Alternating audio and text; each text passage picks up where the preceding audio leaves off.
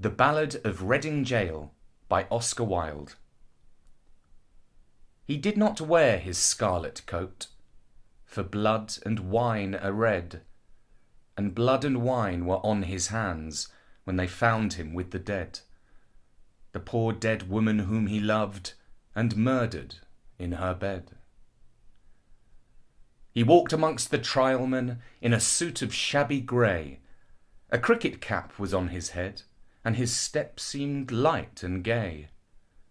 But I never saw a man who looked so wistfully at the day. I never saw a man who looked with such a wistful eye upon that little tent of blue which prisoners call the sky, and at every drifting cloud that went with sails of silver by. I walked with other souls in pain within another ring, and was wondering if the man had done a great or little thing, when a voice behind me whispered low, "That fella's got a swing." Dear Christ, the very prison walls suddenly seemed to reel, and the sky above my head became like a cask of scorching steel. And though I was a soul in pain, my pain I could not feel. I only knew what hunted thought quickened his step, and why he looked upon the garish day with such a wistful eye. The man had killed the thing he loved, and so he had to die. Yet each man kills the thing he loves. By each let this be heard. Some do it with a bitter look, some with a flattering word. The coward does it with a kiss, the brave man with a sword. Some kill their love when they are young, and some when they are old. Some strangle with the hands of lust, some with the hands of gold. The kindest use a knife, because the dead so soon grow cold. Some love too little, some too long, some sell and others buy, some do the deed with many tears, and some without a sigh. For each man kills the thing he loves, yet each man does not die. He does not die a death of shame, on a day of dark disgrace, nor have a noose about his neck, nor a cloth upon his face, nor drop feet foremost through the floor into an empty space.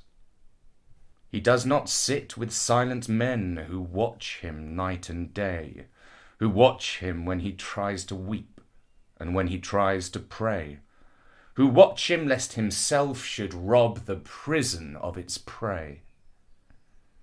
He does not wake at dawn to see dread figures throng his room, the shivering chaplain robed in white, the sheriff stern with gloom, and the governor all in shiny black, with the yellow face of doom. He does not rise in piteous haste to put on convict clothes, while some coarse-mouthed doctor gloats and notes each new and nerve-twitched pose, fingering a watch whose little ticks are like horrible hammer blows. He does not know that sickening thirst that sands one's throat before the hangman with his gardener's gloves slips through the padded door and binds one with 3 leathern thongs, that the throat may thirst no more. He does not bend his head to hear the burial office read, nor, while the terror of his soul tells him he is not dead, cross his own coffin as he moves into the hideous shed. He does not stare upon the air through a little roof of glass. He does not pray with lips of clay for his agony to pass, nor feel upon his shuddering cheek the kiss of Caiaphas. Sk8oetry by Oscar Wilde. Tread lightly, she is near under the snow. speak gently, she can hear the daisies grow. All her bright golden hair tarnished with rust, she that was young and fair, fallen to dust. Lily-like, white as snow, she hardly knew she was a woman, so sweetly she grew. Coffin board, heavy stone, lie on her breast. I vex my heart alone, she is at rest. Peace, peace, she cannot hear lyre or sonnet. All my life's buried here, heap earth upon it. Hey guys, it's Ronnie B, and this is Wormwood Scrubs. Before we get to the poems, I have two things to mention. Firstly, if you'd like to download the audio of any of the poems on Sk8oetry or add them to your poetry playlists, then they're all now up on Spotify, and they'll be on iTunes in the next day or so as free podcasts.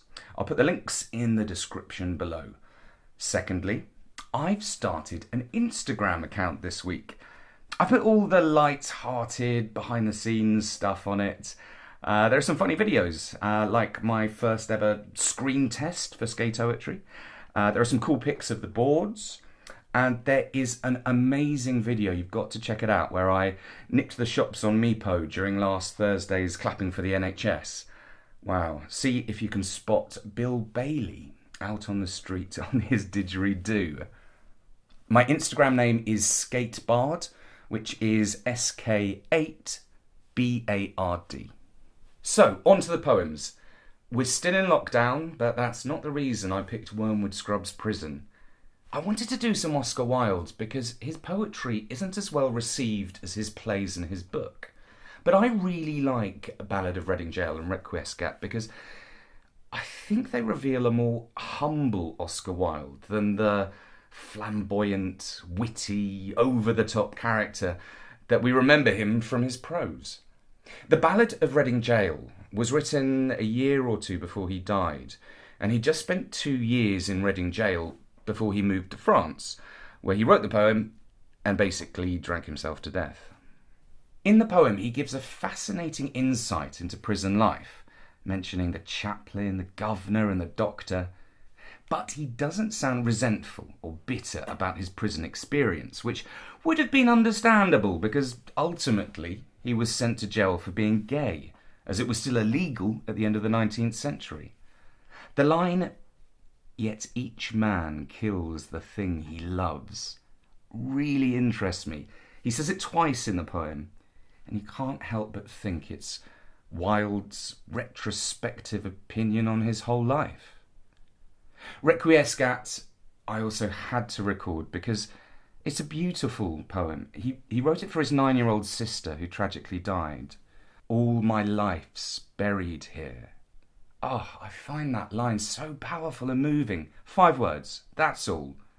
And it conjures up so many thoughts about feeling, emotion, subtext, family, Oscar as a child. Oh, just wow. That's why poetry is so good. Anyway, I hope you enjoyed the video. Please do leave a like and subscribe if you did. I'll see you next time. I've been Ronnie B at Sk8oetry. Peace out.